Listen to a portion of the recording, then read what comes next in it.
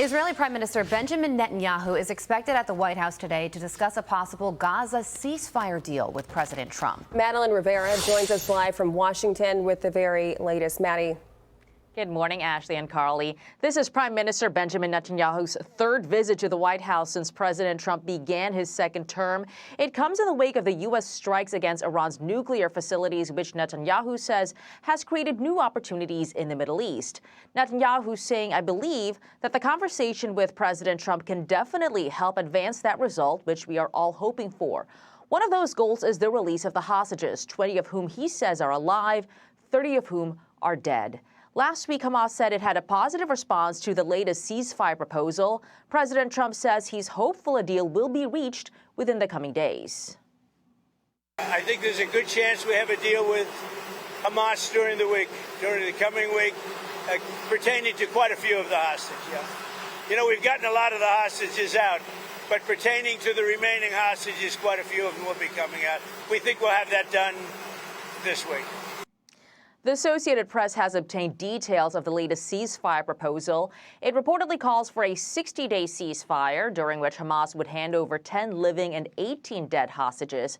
Israeli forces would withdraw to a buffer zone along Gaza's borders with Israel and Egypt, and more aid would be brought in to be handed out by UN agencies and Palestinian Red Crescent.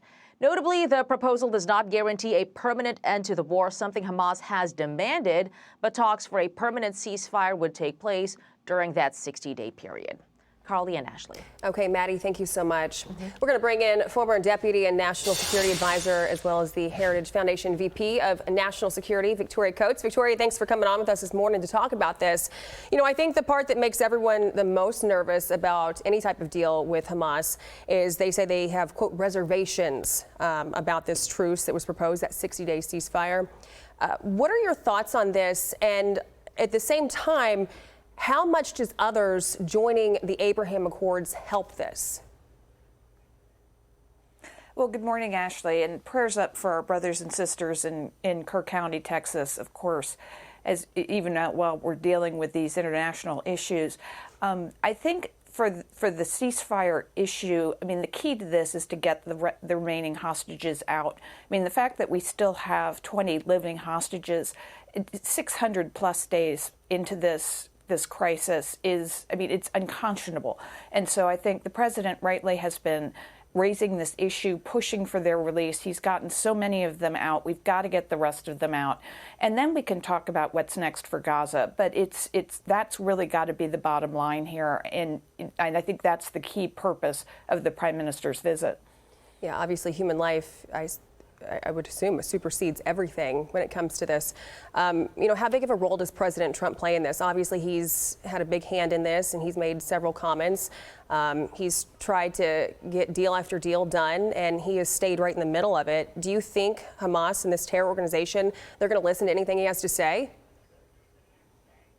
Well, they're pretty much out of cards, and there's reporting that's come in over the weekend that they've lost control about 80% of the Gaza Strip. So Hamas has less and less with which they can deal, and so the president is offering them some kind of, you know, path forward if they will release the hostages, if they will disarm, if they will surrender. You know, these are the kinds of conditions that can be laid down for them. And then, you know, we can build something out of that. And you mentioned the Abraham Accords. That's the key thing here. After the president's decisive action 3 weeks ago, I guess now, that to take the strike against Iran, to reveal how powerless Iran is. And they are the main sponsor of Hamas. You know, that the president has really reset the board in the Middle East. And I think that really does open the possibility that we can have additional peace deals between not just Israel and Hamas, but Israel and some of their major Arab partners, primarily Saudi Arabia. So do you think the hostages being released, do you think that's going to be the hardest part to get this deal done when it comes to Hamas? Do you think that's what they're going to push back on the most? Well, it is their last card. It's the last thing they have. And so they're going to try to play that to their greatest effect. But at the same time, I mean, I think that is the president's, you know, priority. He started really pressuring on this issue last December, and so I think we're kind of getting down to brass tacks here. It's time to make a deal. It's time to bring them home, And that's going to be the priority this week. Okay, Victoria Coates, thank you so much. Appreciate it. I'm Steve Ducey. I'm Brian Kilmeade. And I'm Ainsley Earhart. And click here to subscribe to the Fox News YouTube page to catch our hottest interviews and most compelling analysis.